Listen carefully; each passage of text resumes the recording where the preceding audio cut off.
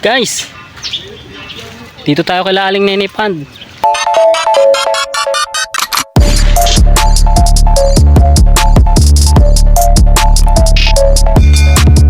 Fishing.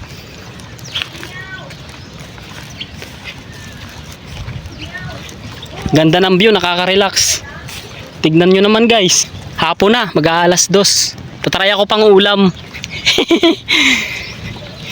Ay dito, swertihan lang. Swertihan lang dito guys.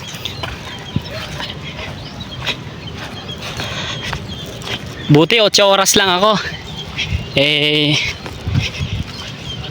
Uwi sana ako mainit. Napaka-traffic. Valenzuela. Kaya dumiretso na ako dito. Mamaya na lang ako uuwi.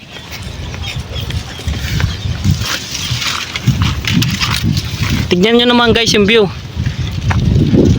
Yung dyan sa may kubo, 400 yan per kubo. Pero pag dito ka lang sa bungad, 20 pesos.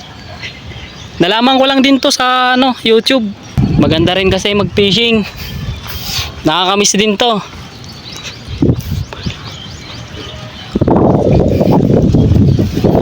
Talaga naman, kumahangin pa. Nakakaantok talaga. Dito, tumataas din yung tubig. Pag umuulan siguro ng malakas. Pero, pag siguro tumaas ang tubig dito, siguro hindi sila nagbubukas. Kasi nandun guys yung may-ari, ayun doon. Bali, dito tayo banda sa gitna kasi di ko alam, di ko sure kung suswertehin tayo ngayon guys.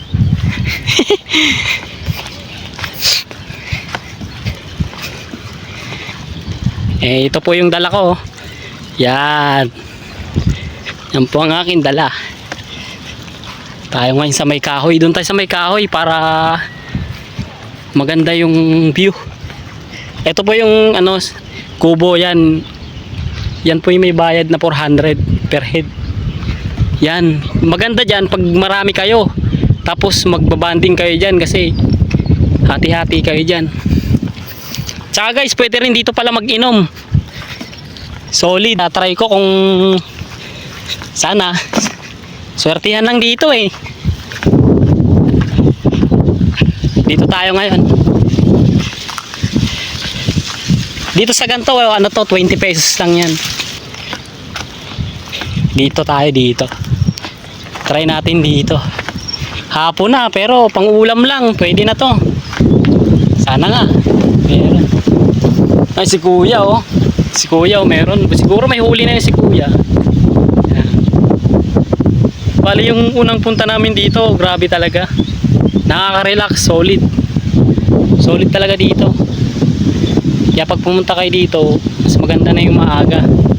Kasi solid din yung mga isda rito, malalaki. Tignan nyo naman guys yung view. Sige, set up lang ako guys. Ito lang ako. Try ko po. Nakakamiss tayong ganito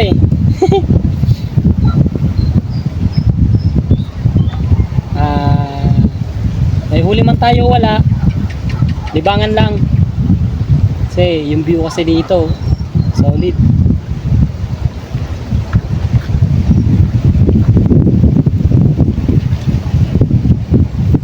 Set up pa lang tayo. Bale ito nga pala yung Paris na yun. Para dito yan guys.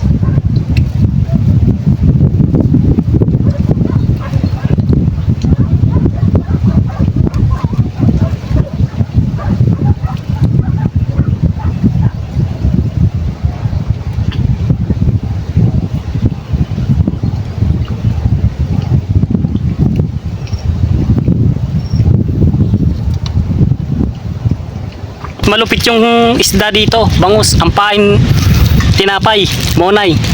Ito, monay. Ganun kalupit ang isda rito. Ganun ka-special.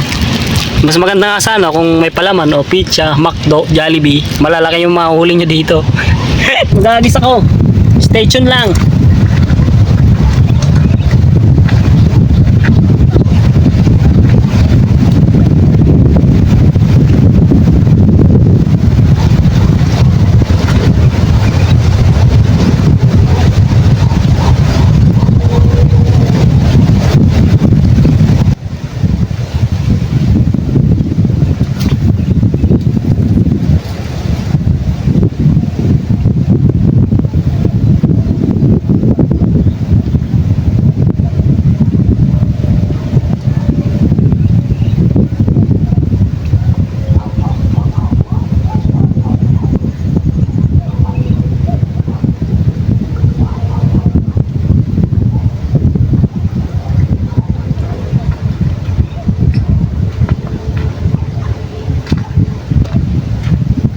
Yan na guys, stay tuned lang.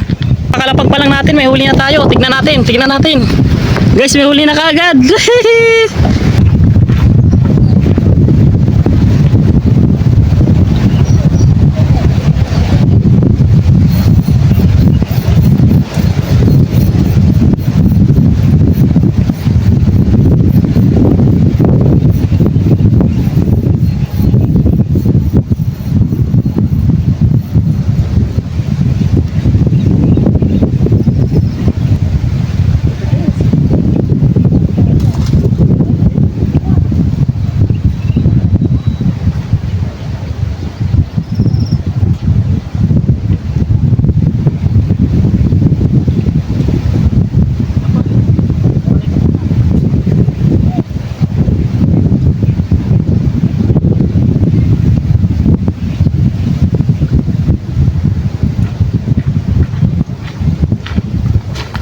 Guys, maliit pa. Pinakawalan ko. Di naman masama yung tama eh. Okay eh, no? Kakagis ko pa lang eh. Kinain niya. Ibig sabihin, gutom na gutom siya, guys. Hindi siya nagapunan. Pahin ulit tayo. Tignan nyo, grabe. Ewan ko kung nandiyan pa yan. Grabe humatak. Ewan ko kung malaki. Tignan nyo guys, grabe talaga. Solid humatak. Nakawala na ata, nakawala na. Tignan natin kung may huli na.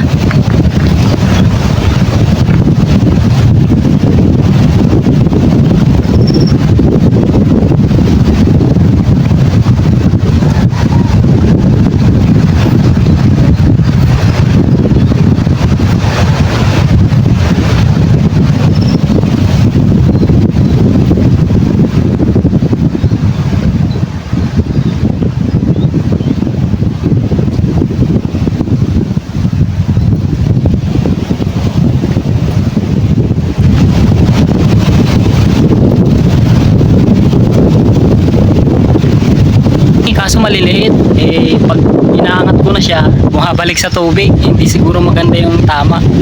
Mas maganda na rin na magpalaki muna. Ang bangus kasi dito guys, umaabot ng 4 na kilo or 3 kilo yung isa. Kung maka 1 kilo tayo na isa, okay na. Hinihintay ko pa Tsaka swertihan dito guys. Swertihan lang dito kalaling ninipan. Tsaka sobrang gandang view dito guys, hindi kayo magsasabi. May huli na naman guys. Tignan nyo yung rad ko. Hihihihi, meron naman akong huli. Hapon na yan, pero nagkakagatot pa rin, oh. You know. Sige guys, tanggalin ko muna to. You know. Bangus.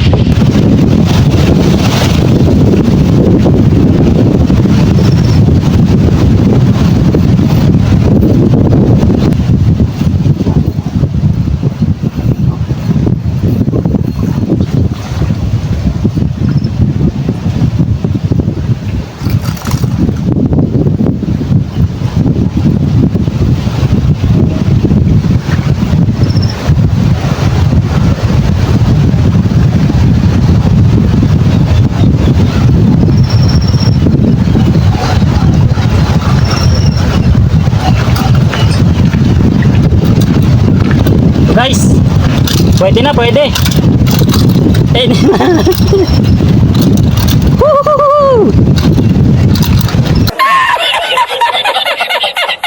Grabe, napakasarap ng hangin dito. Ang sarap tuloy matulog. Maliliit pa yung bangus. Ang pinakamalaki dito is 4 na kilo. Isa. Tapos 3 kilo, may 1 kilo, pinakamalaki. Sana swertehin. Update tayo guys.